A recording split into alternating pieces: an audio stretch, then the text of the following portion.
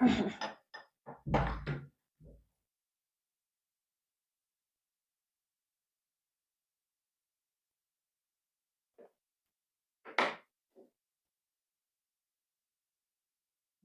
अभी तक हमने देखा कि रूस में ज़ार का शासन समाप्त हो चुका है और अंतरिम सरकार का गठन हो चुका है। अब हम अंतरिम सरकार के गठन के बाद की कहानी को समझते हैं कि अब रूस में क्या हो रहा है। तो देखिए, अब ज़ार की सत्ता तो समाप्त हो चुकी है, तो और उद्योगपतियों, सैनिक अधिकारियों, भूस्वामियों ने मिलकर के एक अंतरिम सरकार का गठन किया है। इसी बीच 1917 में जब लेनिन को ये पता चलता है कि रूस में जार शाही को समाप्त कर दिया गया है, तो व्लादिमीर लेनिन जो कि बोल्शेविक पार्टी के नेता थे, वो रूस लौट आते हैं। क्यों? क्योंकि वो रूस में मार्क्सवादी क्रांति करना चाहते हैं। मार्क्स का जो सपना था वो उसको रूस में साकार करना चाहते हैं कि दुनिया के मजदूरों एक हो, तुम्हें पाने के लिए सारा संसार पड़ा है। तो ऐसी भावना लेकर के लेनिन रूस लौटते हैं और रूस में लौटने के बाद वो 3 बातें कहते हैं जिसे अप्रैल थीसिस के नाम से जाना जाता है। इसमें पहली बात तो वो ये कहते हैं कि युद्ध को समाप्त होना चाहिए। अब रूस को युद्ध नहीं करना चाहिए। दूसरी बात वो ये कहते हैं कि बैंकों का राष्ट्रीयकरण होना चाहिए। देखिए, ये जो विचारधारा है ना, ये संपत्ति के केंद्रीकरण का विरोध करती है। तो ये नहीं चाहते हैं कि किसी एक पूंजीपति की बैंक हो और वो फिर पैसा वसूले, कर्जा वसूले, ब्याज ले। बल्कि बैंक राष्ट्र की होनी चाहिए और फिर राष्ट्र लोगों की जरूरतों के आधार पर उनको कर्जा दे। तो दूसरी घोषणा ये करते हैं कि बैंकों का राष्ट्रीयकरण हो और एक घोषणा, तीसरी घोषणा ये करते हैं कि जो भूमि है, जो सामंतों की भूमि है, उसको किसानों में बांट दिया जाए। तो ये 3 महत्वपूर्ण घोषणाएं करते हैं लेनिन और इनकी घोषणाओं को अप्रैल थीसिस के नाम से जाना जाता है। अब जैसे ही लेनिन आते हैं, तो जो आम जनमानस है और जो बोल्शेविक पार्टी के कार्यकर्ता हैं, नेता हैं, उनमें एक नया उत्साह दौड़ जाता है और इस उत्साह के कारण फिर से मजदूरों में वो सपना जागने लगता है कि हमारा राज्य, हमारे अधिकार हमें मिल सकते हैं, हम इन उद्योगपतियों के शोषण से मुक्त हो सकते हैं। तो ट्रेड यूनियन बनने लगती हैं और हमने देखा था कि सिपाही भी युद्ध करते करते थक गए हैं, तो सिपाही भी लेनिन के या बोल्शेविक पार्टी के समर्थन में आ जाते हैं और सिपाही भी नहीं चाहते अब और युद्ध लड़ना। देखिए, सिपाही भी वर्दी में किसान ही होते हैं। क्यों? क्योंकि जब रूस में एक जार का शासन था, तो लोगों के पास कोई नौकरी नहीं थी, तो नौकरी के तौर पे कई बार वो सिपाही सेना में भर्ती हो जाते थे। वो लोग राष्ट्र के नाम पे तो नहीं लड़ने जाते थे, जैसे आज हमारी सेना लड़ती है, वैसा भाव उनमें था नहीं। तो ये सिपाही भी सोचते हैं कि अब हम भी अपने गांव लौट जाएंगे और अपनी खेती करेंगे, जमीन करेंगे। अब क्या होता है कि ग्रामीण स्तर पे भूमि पुनर्वितरण के लिए समितियां बनने लगती हैं। एक तो सिपाही भी इस बोल्शेविक पार्टी का समर्थन कर रहे हैं, ट्रेड यूनियन यानी मजदूर भी कर रहे हैं। अब लेनिन ने क्या किया, क्या बोल्शेविक पार्टी के लोगों ने, कि भूमि पुनर्वितरण के लिए ग्रामीण लेवल पे समितियां बना दी। देखिए, लेनिन ने घोषणा की थी कि भूमि का पुनर्वितरण होना चाहिए। जैसे ही ये घोषणा हुई और ये काम शुरू हुआ, तो किसान खुद ही सक्रिय हो गए और वो सामंतों की जमीनों पर कब्जा करने लगे। इस तरीके से देखा जाए तो रूस के किसान, मजदूर और बहुत से सिपाही या सैनिक ये बोल्शेविक पार्टी के समर्थन में आ गए। अब हुआ ये कि बोल्शेविक पार्टी का प्रभाव बढ़ने लगा, यानी लेनिन का प्रभाव रूस में बढ़ने लगता है और जो अंतरिम सरकार बनी थी उसका प्रभाव कम होने लगता है। अंतरिम सरकार को लगता है कि अब हमारा प्रभाव कम हो गया है, क्योंकि होता यह है कि जब बोल्शेविक जो बोल सोवियतें बनती हैं या परिषदें बनती हैं, तो इनमें ये मजदूर और किसानों की 500 परिषदों के प्रतिनिधि संसद में जाते हैं और वहां पे इन अंतरिम सरकार के लोगों का प्रभाव उन प्रतिनिधियों के कारण कम हो जाता है। तो इनका जब प्रभाव कम होता है, वे देखते हैं कि ग्रामीण लेवल पे किसान बोल्शेविक पार्टी का समर्थन कर रहे हैं, मजदूर बोल्शेविक पार्टी का समर्थन कर रहे हैं, तो ये क्या करते हैं, ये दमन की नीति अपनाते हैं। जाहिर सी बात है, जब कोई सरकार अपना प्रभाव खोती है तो वो अपने विरोधियों का दमन ही करती है, ऐसा ये भी करते हैं। लेकिन इस दमन से निपटने के लिए लेनिन एक नई और अलग रणनीति लेके आते हैं। वो एक सैनिक क्रांतिकारी समिति का गठन करते हैं और उसका नेतृत्व संभाल रहे हैं लियोन ट्रोट्स्की। लियोन ट्रोट्स्की के नेतृत्व में लेनिन एक सैनिक क्रांतिकारी समिति का नेतृत्व करते हैं और ये योजना बनाई जाती है कि अब बोल्शेविक पार्टी ये अंतरिम सरकार का तख्ता पलट कर देगी, अंतरिम सरकार को खत्म कर देगी। इस सरकार के खिलाफ विद्रोह होता है 24 अक्टूबर को। यहाँ क्रांतिकारी समिति विद्रोह करती है और अब रूस में जो बोल्शेविक पार्टी है ना, उसका नाम रख दिया जाता है रूसी कम्युनिस्ट पार्टी। अच्छा, ये जो क्रांतिकारी समिति है इसका विद्रोह सफल होता है और ये लोग सेंट पीटर्सबर्ग में अंतरिम सरकार को उखाड़ के वहां पे कब्जा कर लेते हैं। इस तरीके से कम्युनिस्ट पार्टी का जो पश्चिमी रूस का हिस्सा है वहां के मॉस्को और सेंट पीटर्सबर्ग पे अधिकार हो जाता है। अब अभी तो रूस का बहुत बड़ा साम्राज्य, पूरे रूस पे इनका अधिकार नहीं हुआ है, लेकिन वहाँ ये क्या करते हैं, वहाँ पे ये अपना ये सोचते हैं बोल्शेविक पार्टी के या कम्युनिस्ट पार्टी के लोग कि अब हम भी ये दिखाएं लोगों को कि हमें जन समर्थन प्राप्त है। हम आए तो विद्रोह से हैं, लेकिन हम ये शो कर पाए कि हमको जनता ने चुन के भेजा है। तो लेनिन एक संविधान सभा के चुनाव की घोषणा करते हैं कि भाई एक संविधान सभा बनेगी और उसके आधार पर संविधान बनेगा, उस नियम के आधार पर शासन चलेगा। लेकिन जब संविधान सभा के लिए चुनाव होता है तो इस रूसी कम्युनिस्ट पार्टी को बहुमत ही नहीं मिलता। जब बहुमत नहीं मिलता है तो संविधान सभा को बर्खास्त कर दिया जाता है कि नहीं, ठीक बात नहीं है संविधान सभा बनाना, अभी चीजें ठीक नहीं चल रही हैं। संविधान सभा जब बर्खास्त हो जाती है तो रूस में क्या होता है कि अब ये पार्टी या इस पार्टी के जो नेता है वो कहते हैं कि कोई पार्टी नहीं होगी, एक ही पार्टी होगी रूस में, रूसी कम्युनिस्ट पार्टी, और कोई भी दल होगा ही नहीं, सारे दलों को समाप्त कर देते हैं। अब रूस कैसा देश बन गया है, एक राजनीतिक दल वाला देश बन गया है। आज भी रूस में ये कायम है। देखिए हमारे देश में भाजपा, कांग्रेस, सपा, बहुजन समाज पार्टी, बीएसपी जैसी और कई अनगिनत पार्टियां हैं जो मिलकर चुनाव लड़ती हैं। जनता के पास विकल्प होता है कि आप किस पार्टी को वोट दें, लेकिन यहाँ इनके पास ये विकल्प ही नहीं है, एक ही पार्टी केवल चुनाव लड़ती है। तो खैर, अब एक ही पार्टी बची है तो चुनाव का कोई मतलब ही नहीं है। अब ये सत्ता में आते हैं और अपने विरोधियों का ठीक वैसे ही दमन करते हैं जैसे ये अंतरिम सरकार के लोग दमन कर रहे थे। ये भी अपने विरोधियों को एक एक करके निपटाते हैं, ठीक है। पर अभी भी रूस के एक बहुत बड़े भाग पे, क्योंकि रूस का एक हिस्सा मॉस्को और सेंट पीटर्सबर्ग वाला हिस्सा ही इनके नियंत्रण में है, बाकी रूस का जो बड़ा हिस्सा है उस पे अभी भी गैर बोल्शेविक और समाजवादी, उदारवादी जो अन्य विचारधारा की पार्टियां हैं उनका प्रभाव है। हालांकि अब वो पार्टियां नहीं रही हैं, लेकिन उनके नेता हैं, उनके लोग हैं।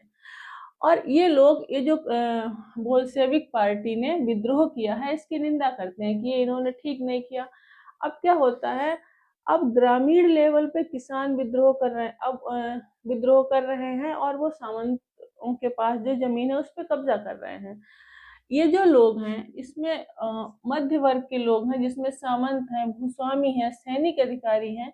ये लोग ग्रामीण लोगों के इस बात की निंदा करते हैं, इसका भी विरोध करते हैं। और ये इस वर्ग के जो लोग हैं वो किसानों के प्रति भी सख्त रवैया अपनाते हैं कि नहीं, ये जो भूमि का पुनर्वितरण हो रहा है इसको नहीं होना चाहिए। इसका असर ये होता है कि देखिए, हमने देखा था ना कि 85% लोग अभी भी रूस में किसान हैं, कि किसानों का एक बहुत बड़ा जो समूह होता है वो रूसी कम्युनिस्ट पार्टी यानी लेनिन के समर्थन में आ जाता है और कम्युनिस्ट पार्टी का समर्थन बहुत तेजी से बढ़ता है। अब देखिए, यहाँ पे ये जार के समर्थक हैं, सामाजिक क्रांतिकारी हैं और इनको समर्थन मिल रहा है फ्रांस का, अमेरिका का, ब्रिटेन का और जापान का। यानी ये खुद तो लड़ ही रहे हैं। अब रूस में गृह युद्ध शुरू हो गया है, रूस के लोग आपस में ही लड़ रहे हैं। एक तरफ है बोल्शेविक पार्टी के लोग, रूसी कम्युनिस्ट पार्टी जिसे अब कहा जा रहा है, और दूसरी तरफ उदारवादी जार के समर्थक और क्रांतिकारी समाजवादी लोग शामिल हैं। ठीक है, नहीं, दूसरी तरफ सामाजिक क्रांतिकारी और जार के समर्थक शामिल हैं। अब देखिए, यहाँ पे इनको तो विदेशों से भी सपोर्ट मिल रहा है, तब भी यहाँ पे मार्क्सवादी क्रांति हो जाती है और बोल्शेविक पार्टी की जीत होती है। इसका कारण समझते हैं। इसका कारण ये है कि इन देशों में तो मार्क्सवादी क्रांति हुई ही नहीं। अमेरिका में, फ्रांस में, जापान में, ब्रिटेन में, जबकि औद्योगिकरण तो इनमें अधिक था, क्योंकि यहाँ पे जो तत्कालीन सरकारें थी वो मजबूत थी, और यहाँ उद्योगपतियों ने और सरकार ने और सेना ने मिलके इन क्रांतिकारियों के खिलाफ, मार्क्सवादी पार्टियों के खिलाफ एक मोर्चा बनाया, और मार्क्सवादी लोग कमजोर पड़ गए, तो यहाँ क्रांति नहीं हुई। जबकि रूस में ऐसा हुआ कि रूस में बोल्शेविकों के पास बहुत बड़ा जन समर्थन था। पूरे देश के जो किसान थे, जो मजदूर थे और जो सिपाही थे खास करके, वो भी बोल्शेविकों के ही समर्थन में आ गए थे। तो जब जनता और जनार्दन किसी पार्टी के या किसी संगठन के साथ खड़े हो जाते हैं, जनता जनार्दन, तो फिर वहां पे जीत फिक्स हो जाती है। इस तरीके से ये जो गृह युद्ध हुआ, इसमें रूसी कम्युनिस्ट पार्टी को बहुत जबरदस्त जन समर्थन मिला, और शहर से गांव तक जो जन साधारण जन थे वो इस पार्टी की तरफ से खड़े हो रहे थे। क्यों? क्योंकि उन्हें भी याद आ रहा था कार्ल मार्क्स का वो नारा कि दुनिया के मजदूरों एक हो, तुम्हारे पास पाने के लिए बहुत कुछ है, खोने के लिए केवल श्रृंखला की कड़ियां। तो ये लोग यहाँ पूरे उत्साह से खड़े हुए, पूरे उत्साह से लड़े, और अब ऐसा हुआ कि 1920 तक आते आते रूस पे बोल्शेविक पार्टी का, रूसी कम्युनिस्ट पार्टी का नियंत्रण हो जाता है। ये जो गृह युद्ध शुरू होता है, इसमें अंततः रूसी बोल्शेविक पार्टी की जीत होती है और लेनिन फिर रूस के नेता बनते हैं। और ये बहुत एक बड़ी बात थी, पूरी दुनिया में पहली बार सर्वहारा वर्ग की सत्ता स्थापित हुई थी। किसानों को, मजदूरों को बहुत खुशी थी कि भाई वाह, क्या बात है, हमारी सत्ता बन गई है, हमारी सरकार बनी है, ऐसी सरकार बनी है जो हमारा समर्थन कर रही है। और पूरी दुनिया के जो देश थे वहाँ के भी किसानों और मजदूरों में उम्मीदें जगी थी। इवन भारत, जो उस समय पे इंग्लैंड का उपनिवेश हुआ करता था, वहाँ पे भी ट्रेड यूनियंस बनी और वहाँ भी किसानों के संगठन बनने शुरू हुए। तो उनको भी लगा था अगर रूस में ऐसा हो सकता है, रूस के किसान और मजदूर अपनी लड़ाई लड़ सकते हैं, तो भारत के लोग ऐसा क्यों नहीं कर सकते हैं। तो बहुत ही एक ऐतिहासिक घटना थी ये, कि जब सर्वहारा वर्ग का शासन स्थापित हुआ रूस में 1917 में, जब रूसी क्रांति सफल होती है लेनिन के नेतृत्व में। तो खैर, अब ये गृह युद्ध के बाद लेनिन के नेतृत्व में रूसी बोल्शेविक पार्टी सत्ता में आती है। अब बारी थी किस बात की? अब बारी थी कि जो सपना देखा गया था ना कि संपत्ति का पुनर्वितरण हो, साधारण जन की मूलभूत जरूरतें पूरी हो, आर्थिक विकास का मॉडल ऐसा हो कि जिसका लाभ सबको मिले, तो अब उस समाजवादी समाज के निर्माण का समय आया है।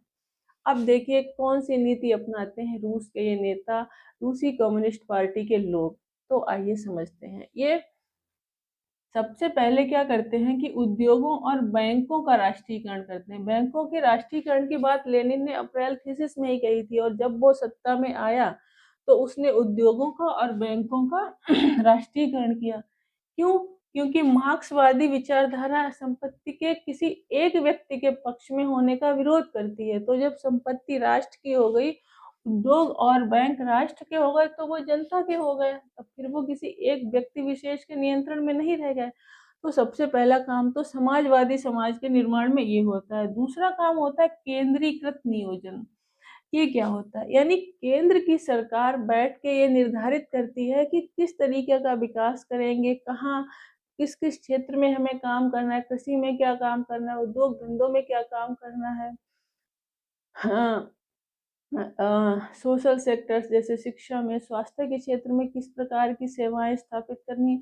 तो ये सारे निर्णय लिए जाते हैं केंद्र के लेवल पे। ठीक है, और इस केंद्रीकृत नियोजन के लिए पंचवर्षीय योजनाएं, एक प्लानिंग बनाई गई थी, और वो प्लानिंग कितने समय की थी? 5 साल की थी। हमारे देश भारत में भी जब आज़ादी आई 1947 में, तो हमने भी यही केंद्रीकृत नियोजन और पंचवर्षीय योजनाओं को अपनाया।